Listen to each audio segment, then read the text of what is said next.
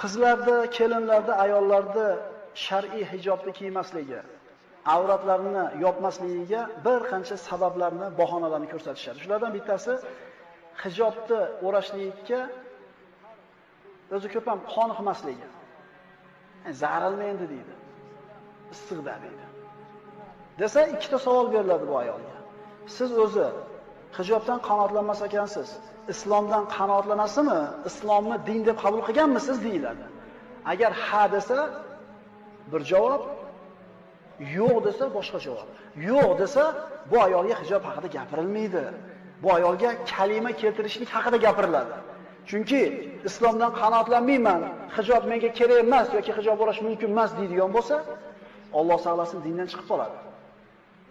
Matin toza bo'lsa bo'ldi-da, nima endi desa, aytamizki, Payg'ambar sollallohu alayhi vasallam ayollarning qalbi albatta pokiza bo'lgan.